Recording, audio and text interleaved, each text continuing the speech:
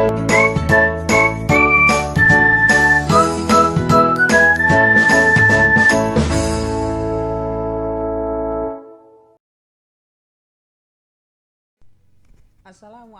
warahmatullahi wabarakatuh. Halo anak-anak semuanya kelas 5, baik itu 5 saat maupun 5 salman. Bagaimana kabarnya? Baik ya, dan Pak Andri selalu berdoa semoga kalian selalu dalam lindungan Allah Subhanahu wa taala. Pada pertemuan kali ini bertemu lagi dengan Pak Andri dalam mata pelajaran PAI. Jadi sebelum mata pelajaran ini kita mulai, ada baiknya kalian ambil dulu modulnya. Yang seperti ini. Siapkan, kemudian kalian buka halaman 29 di bab yang ketiga atau pelajaran 3. Jadi pada pertemuan kali ini, di video ini Pak Andri akan membahas tentang cita-citaku menjadi anak soleh, gitu ya, dan solehah tentunya bagi yang putri juga. Sudah diambil bukunya? Baik. Jadi sebelum kita mulai, Pak Andri mau bertanya dulu. Kalian itu semuanya, baik yang putra maupun putri, pasti punya cita-cita dong? Iya kan? Betul, pasti. Ada yang mungkin mau jadi polisi, ada yang mungkin cita-citanya mau jadi dokter, ada yang mungkin cita-citanya mau jadi insinyur, mau jadi pilot, mau jadi presiden. Pasti dari sekian banyak anak di kelas Salman maupun saat ini, pasti semua anak mempunyai cita-cita. Tapi apakah dari satu dari kalian itu cita-citanya ada yang melampirkan kata-kata soleh atau solihah? Ya, jadi jangan lupa kita hidup di agama Islam. Jadi tujuan kita dididik di SD Muhammadiyah Klaten Utara ini supaya nanti lulus dari sini menjadi anak yang soleh dan solehah. Betul. Jadi Pak Andri tidak melarang, Pak Andri bahkan akan mendoakan selalu anak-anakku di SD Muhammadiyah Klaten Utara yang nanti sudah lulus maupun yang baru di sini belajar begitu, selalu mendoakan supaya kalian bisa meraih cita-cita apapun itu cita-cita kalian. Tapi pesan Pak Andri, tambahkan di belakang kata cita-cita itu ada kata-kata soleh dan solehah. Maksudnya gimana Pak? Contoh, misalnya Mas Iqbal Rizky nih, cita-citanya mau menjadi dokter misalnya. Tidak masalah, Pak Andri selalu berdoa Mas Iqbal Rizky misalnya bercita-cita menjadi dokter, tapi dokter yang soleh. Seperti itu ya. Pak Andri punya contoh lagi, misalnya Mbak Davina nih, nanti cita-citanya misalnya mau jadi insinyur, misalnya cewek jadi insinyur. Banyak, tidak masalah. Pak Andri selalu berdoa supaya Mbak Davina ini bisa menjadi insinyur, misalnya cita-citanya insinyur. Tapi jangan lupa di belakangnya tambahkan embel-embel solihah, jadi insinyur yang solihah. Seperti itu ya.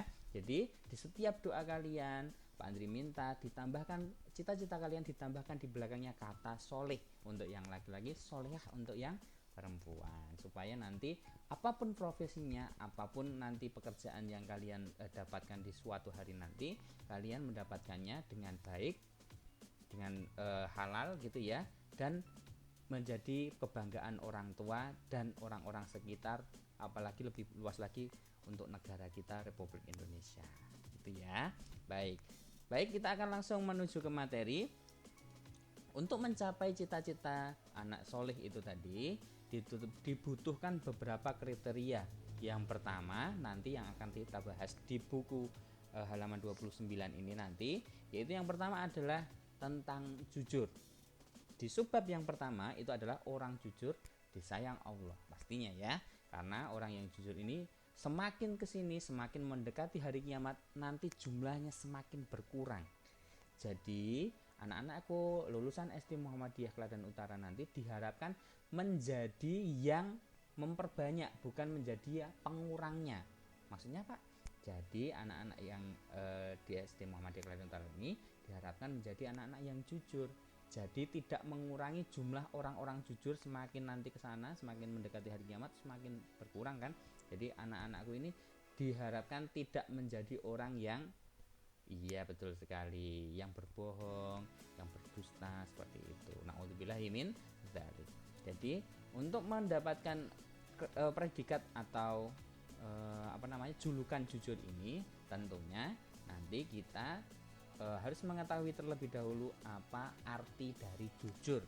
Sudah tahu pasti ya, mungkin di kelas-kelas sebelumnya juga sudah pernah disampaikan oleh ustadz-ustadz yang lain.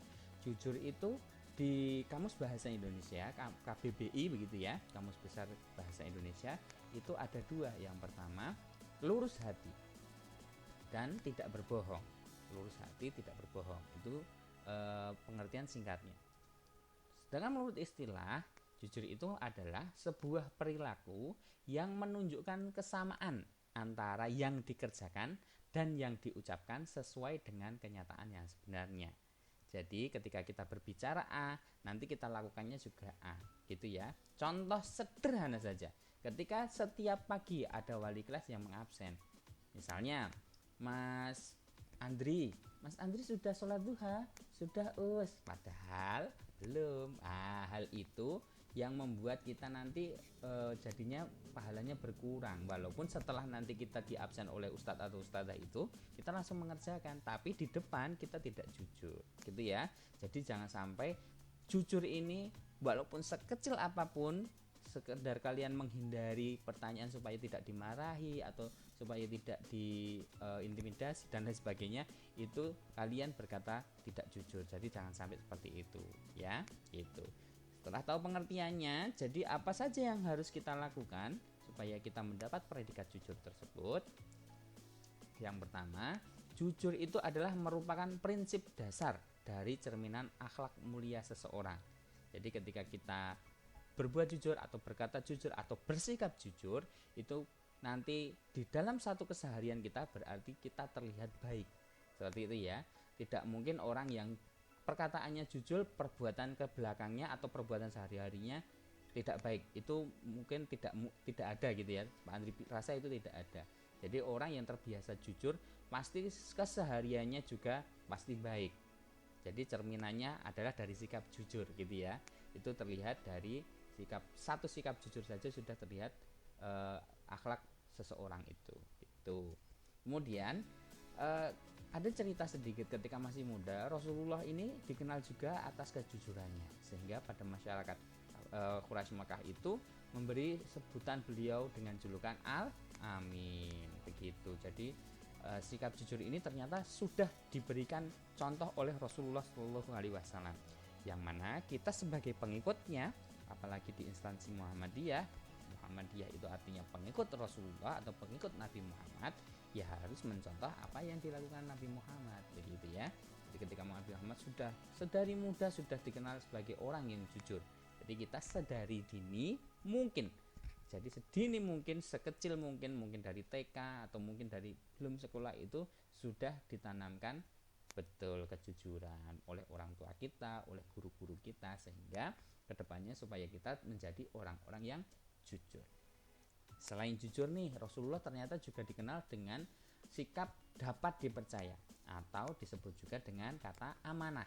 Jadi ketika kita jujur, nanti turunannya pasti orang itu dapat dipercaya. Jadi semua perkataannya pasti benar, pasti dapat dipercaya gitu ya. Apa yang dikatakan itu pasti benar, tidak mungkin berbohong gitu. Oleh karena itu jujur itu nanti turunannya pasti nanti orangnya dapat dipercaya. Oleh karena itu nanti ketika kalian bersikap jujur, ketika kalian bersikap amanah, orang-orang sekitar kalian pasti akan tambah sayang sama kalian, dan tentunya yang paling utama disayang oleh Allah Subhanahu wa taala karena terhindar dari dosa. Gitu ya. Baik. Kemudian selanjutnya Pak Andri bahas mengenai 3 jenis kejujuran yang harus kita terapkan di kehidupan sehari-hari ya, setiap hari, setiap detik bahkan ya. 3 jenis itu apa saja Pak? Yang pertama adalah jujur kepada Allah. Wah, gimana itu Pak? Baik, jadi Allah ini adalah maha mengetahui. Jadi segala apa yang kita lakukan, walaupun kita sembunyi di lubang terkecil di seluruh dunia ini ya, lubang terkecil Allah pasti tahu. Bahkan hal yang tidak terlihat, contohnya kita batin apa gitu sama orang, itu Allah tahu gitu ya. Padahal batin itu kan di dalam hati kita ya, bahkan telinga kita saja tidak dengar, tapi Allah maha tahu, Allah maha mendengar, Allah maha mengetahui. Jadi untuk itu cara agar kita bisa jujur kepada Allah itu diantaranya adalah dengan menaati segala perintah Allah dan meninggalkan segala larangannya gitu ya. Yang kedua yaitu jujur kepada diri sendiri. Wujudnya seperti apa Pak kalau jujur kepada diri sendiri? Jujur kepada diri sendiri itu bisa diwujudkan dengan belajar sungguh-sungguh. Supaya apa? Supaya ketika nanti kita belajar dengan sungguh-sungguh, ilmu yang kita dapat pun nanti bermanfaat paling tidak untuk diri kita sendiri terlebih dahulu. Contoh misalnya Pak Andri misalnya belajar tentang PAI. Kemudian ketika ada soal dari PAI ini yang terlalu sulit karena Pak Andri sudah belajar, mungkin Pak Andri bisa menjawab, kemungkinan besar bisa menjawab tanpa harus mencontek. Nah, mencontek ini adalah salah satu perbuatan kecil yang menunjukkan sikap tidak jujur.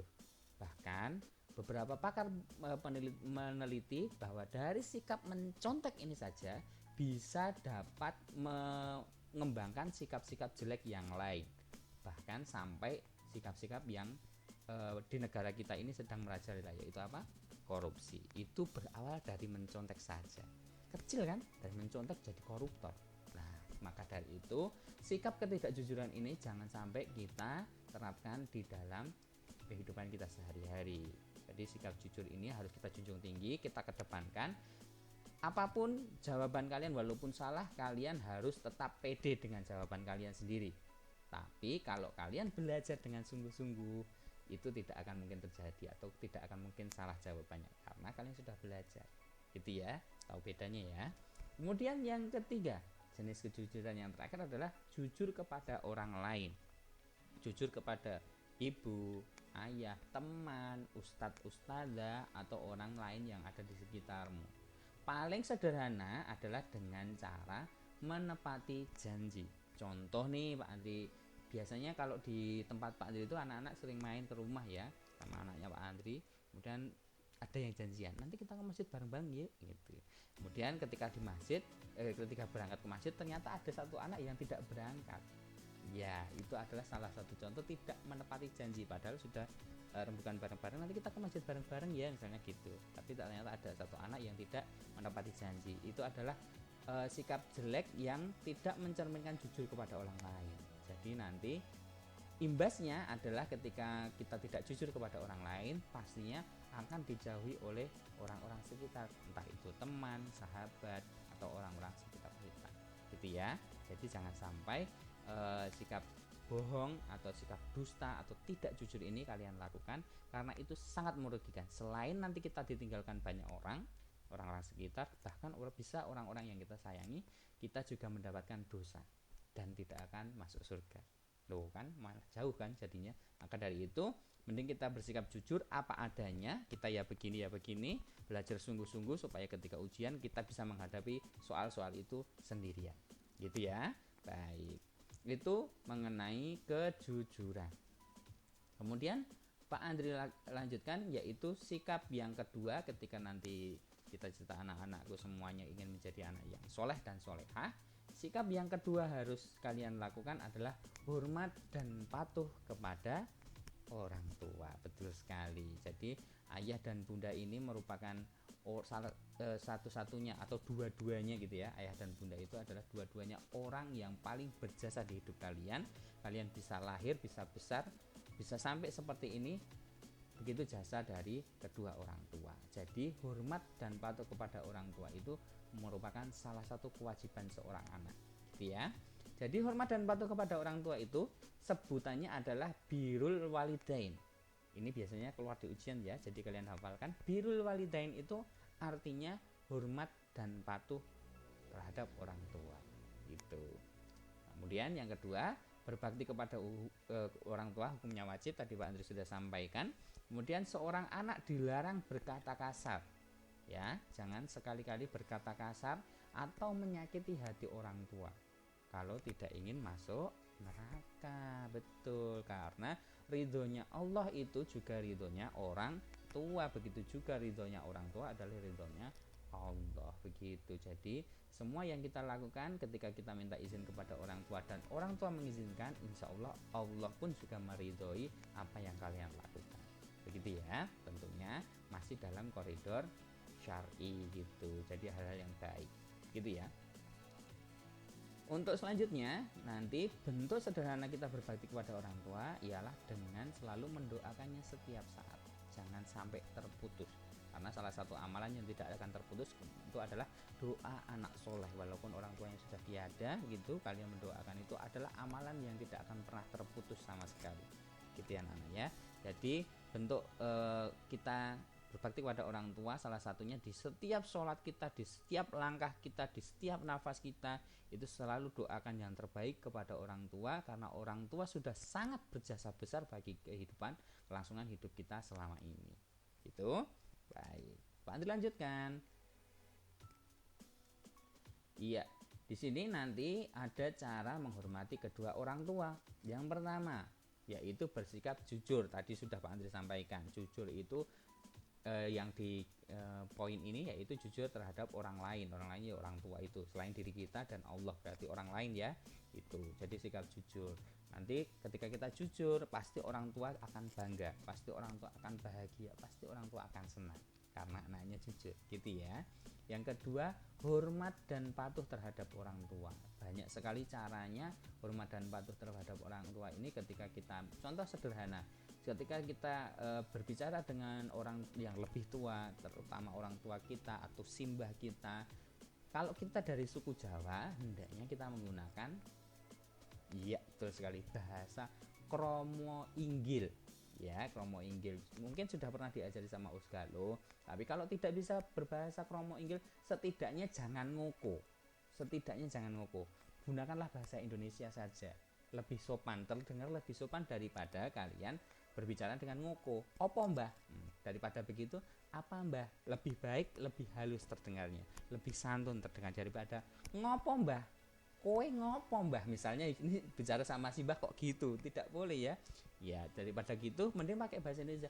Si mbah ngapain? Nah kan tentunya dengan intonasi yang lembut juga agar tidak terkesan kita jutek gitu ya, karena itu tidak boleh.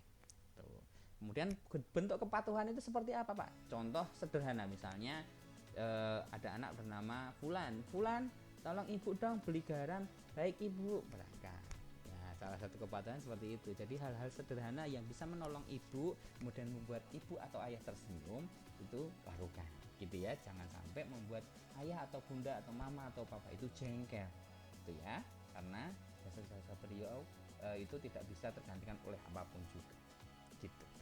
Kemudian yang ketiga, mencium tangan dan mengucapkan salam. Mencium tangan ini ketika kalian mau pergi ke sekolah atau mau pergi kemanapun juga usahakan pamit. Kata pamit ini kadang-kadang anak-anak lupakan. Pamit itu sangat penting walaupun hanya sekedar pamit gitu loh. Takutnya nanti ketika kalian tidak pamit, ada hal-hal di luar sana yang naudzubillah min dzalik ya, bukan mendoakan, cuman jangan sampai terjadi. Cuman kalau kalian tidak meminta izin dengan orang tua dan ini sudah banyak terjadi, itu tiba-tiba naudzubillah min dzalik ya, ini tidak mendoakan. Ini contoh kasus saja. Ada banyak anak-anak di luar sana bermain tanpa berpamitan dengan ayahnya, sampai sore kok nggak pulang, sampai malam dicari ke teman-temannya nggak ada, yang ternyata anak itu tenggelam di sungai misalnya gitu, ternyata anak itu diculik oleh orang dan lain sebagainya. Jadi pamit ini kata sederhana, syukur-syukur pamitnya dengan cium tangan gitu ya, udah, atau ayah atau mama atau papa gitu, kakak mau main dulu ya, salin misalnya gitu ya, itu sederhana. Mama bunda kakak mau mancing misalnya gitu, sebutkan saja. Jadi siapa tahu nanti ketika kalian bermain itu tidak ada temennya misalnya, jadi ketika tidak ada temennya kan orang tua jadi tahu, nanti pasti ditanya, nanti mainnya sama siapa kak, nanti mainnya kemana kak, pasti ditanya seperti itu ya kan. Itu untuk memastikan bahwa kalian dalam keadaan baik-baik saja. Dan ucapkan salam. Salam ini tidak ada jeleknya loh, karena di dalam salam itu adalah semuanya isinya doa. Begitu pula dengan yang menjawab. Ketika kalian melontarkan salam, ada yang menjawab salam, doa itu akan kembali kepada kita itu ya. Jadi salam itu tidak ada jeleknya, kalian ucapkan itu akan lebih baik gitu ya, supaya kita mendoakan orang lain, yaitu orang tua misalnya, orang tua pun akan mendoakan hal yang sama begitu. Yang keempat, belajar dengan rajin dan tekun. Ini adalah harapan dari semua orang tua di seluruh dunia, bahwa anaknya pengen sukses di suatu hari nanti. Bagaimana bisa sukses kalau masa kecilnya, masa mudanya tidak pernah belajar? Bagaimana mau sukses? Mungkin coba kalian cerna dengan pikiran kalian. Bagaimana kalian bisa membaca? Pak Andri punya huruf C-A-R-A. Bagaimana kalian bisa membaca itu cara kalau kalian tidak mau belajar? Gitu kan? Bagaimana kalian tidak bagaimana kalian mengetahui bagaimana cara menghormati kedua orang tua kalau kalian tidak belajar? Bagaimana kalian bisa menghitung rumus lingkaran kalau kalian tidak belajar? Semua itu harus dengan belajar. Bahkan setua Pak Andri ini, Pak Andri masih belajar loh. Belajar menjadi orang tua, belajar menjadi guru, belajar menjadi murid juga gitu ya. Karena semua ilmu itu tidak akan bisa habis sampai kita masuk liang lahat.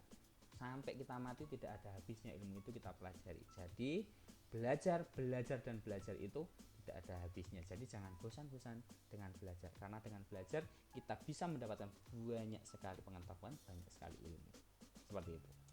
Yang kelima, berkata baik, lembut dan sopan. Tadi sudah Pak Andri sampaikan, ketika berkata kepada orang tua, orang yang lebih tua, jangan menggunakan bahasa ngoko, lebih baik bahasa Indonesia dengan intonasi yang lembut. Itu akan terlihat sopan daripada kalian ngoko. Ya, baik.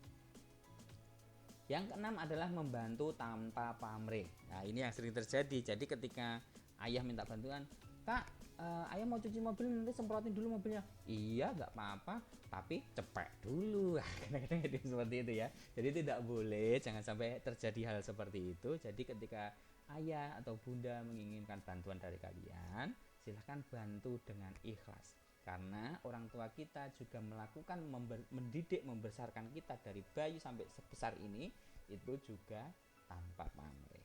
Seperti itu ya anak-anak semuanya. Kemudian kita lanjutkan ke materi yang selanjutnya. Tadi ada patuh kepada orang tua. Sekarang poin B ini adalah hormat dan patuh terhadap guru. Guru itu merupakan pengganti orang tua selama ada di sekolah. Jadi ini penggantinya ayah, penggantinya bunda gitu ya kalau ada di sekolah, yaitu ustadz dan ustadzah. Dari sosok seorang guru inilah kita bisa membaca, bisa menulis, bisa berhitung, bisa mengaji, bahkan sudah bisa beribadah. Ibadah kita yaitu ada yang sholat, ada yang wudhu, ada yang zakat, ada yang berkorban, dan banyak sekali. Itu berawal dari, betul sekali, dari materi yang diberikan oleh guru. Jadi jangan sampai kita sebagai siswa-siswi SD Muhammadiyah Klaten Utara kok kepada gurunya jadi cuek, jadi acuh. Jadi jangan sampai ya. Melalui bimbingan, asuhan, perhatian yang diberikan guru pada siswa-siswanya itu sudah sepantasnya guru mendapatkan penghormatan yang setinggi-tingginya sebagai rasa terima kasih kita karena sudah diajarkan setiap hari, entah itu melalui tugas, entah itu melalui materi, entah itu melalui daring, entah itu melalui sekolah biasa. Itu kita harus memberikan apresiasi, terima kasih terhadap para guru-guru kita, termasuk Pak Andri juga, seperti itu. Kemudian cara menghormati guru yang pertama sama dengan orang tua, yaitu selalu mengucapkan salam, karena salam ini sekali lagi tidak ada jeleknya, di dalamnya penuh dengan doa antara yang mengucapkan dan yang menjawab. Kemudian menyapa ketika berjumpa, sekedar "Pak Andri", seperti itu misalnya di jalan. Sekedar kalau kalian sudah bisa bawa motor misalnya, kalian sekedar "Tintin", seperti itu sudah salah satu bentuk menyapa yang paling sederhana. Tintin, karena kan nggak mungkin di jalan itu "Assalamualaikum Pak Andri", nggak mungkin. Sekedar tintin itu sambil menundukkan kepala sedikit, itu sudah merupakan bentuk mengucapkan salam atau menyapa ketika berjumpa.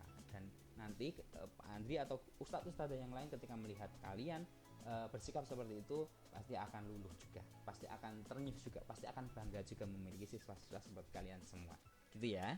Kemudian yang kedua, membantu dengan senang hati. Jadi kalau ada ustadz-ustadzah misalnya nih Usnur dari atas ke bawah nih, misalnya bawa buku banyak berat, boleh saya bantu, seperti itu, tapi tanpa imbalan ya, atau dengan senang hati. Jadi jangan mengharapkan imbalan, tak bantu tapi nanti sampai bawah aku minta tempenya ya gitu. Jangan seperti itu ya, jangan seperti itu. Jadi kalau kita membantu itu harus dengan senang hati.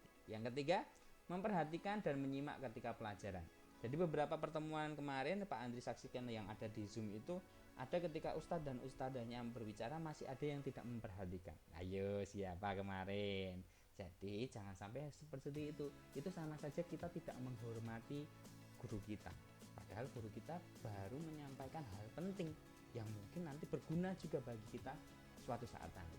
Jadi jangan sampai itu terlewat. Begitu ya. Yang keempat, bertanya dengan sopan. Jadi jangan kalau bertanya dengan kalimat atau nada yang tinggi gitu ya. Kalau tidak paham, ucapkan tidak paham, oh saya tidak paham, tolong diulangi, saya seperti itu ya. Atau oh saya mau tanya, boleh gitu. Jadi Ustazah membolehkan, oh boleh boleh silahkan tanya, oh matematika yang kemarin itu kurang jelas, misalnya seperti itu ya anak-anak semuanya.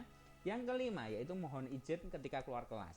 Kemarin kalau pas kita waktu kemarin kita masih masuk itu, ini sudah bagus ya di kelas kita. Jadi ketika ada yang mau izin, Pak Andri mau izin, Pak Andri mau ke kamar mandi, Pak Andri mau ambil minyak kayu putih, nggak tahu buat apa minyak kayu putih padahal pelajaran loh ya, tapi nggak apa-apa, yang penting mohon izin dulu gitu. Jadi kita sebelum diizinkan keluar jangan keluar dulu, jadi tunggu Ustadz atau Ustadzah mengizinkan dulu. Pak Andri mau izin, ngapain? Ke kamar mandi, ngapain dulu? BAB atau buang air kecil gitu ya, silahkan. Pak Andri mau izin kamar mandi, ngapain? Mau sisiran, nggak usah, kalau sisiran nanti aja kalau istirahat gitu ya. Jadi kalau tidak boleh ya tidak usah, tapi kalau boleh silahkan lanjutkan gitu ya. Yang keenam yaitu mematuhi aturan. Aturan ini baik di kelas maupun di sekolah ya. Jadi ketika di sekolah misalnya setiap hari Senin harus menggunakan peci, harus menggunakan kokat, harus menggunakan jas dan sebagainya, itu harus dipatuhi. Itu salah satu kita menghormati atau menghargai peraturan yang sudah dibuat oleh Ustadz Ustazah. Misalnya di kelas barang siapa yang gojekan nanti didenda 1.000 misalnya gitu, ya kita harus patuh. Kalau kita gojek, kalau kita rame, ya kita konsekuensi bayar 1.000 karena itu sudah aturan yang dibuat di kelas, seperti itu ya. Baik, yang ketujuh tetap sama dengan yang tadi, kepada orang tua juga selalu berkata baik, lembut dan sopan. Kalau sekali lagi Pak Andri tekankan, kalau kalian tidak bisa berbahasa kromo biasa atau kromo inggil, lebih baik menggunakan bahasa Indonesia tapi intonasinya yang lembut ya, tetap supaya nanti kita terlihat sopan dan santun, seperti itu. Baik, terima kasih sekali anak-anakku semuanya sudah menyaksikan video pembelajaran PAI pada kesempatan kali ini. Pesan Pak Andri selalu Pak Andri ucapkan di akhir video ini, tetap semangat, tetap jaga protokol kesehatan, entah itu menggunakan masker, entah itu mencuci tangan atau sekedar kasih hand sanitizer, dan pastinya jangan pernah tinggalkan sholat sunnah maupun sholat wajib. Begitu. Terima kasih atas perhatiannya. Billahi taufiq wal hidayah. Assalamualaikum warahmatullahi wabarakatuh. SD Muhammadiyah Kelantan Utara, cerdas, kreatif, berakhlak, mulia.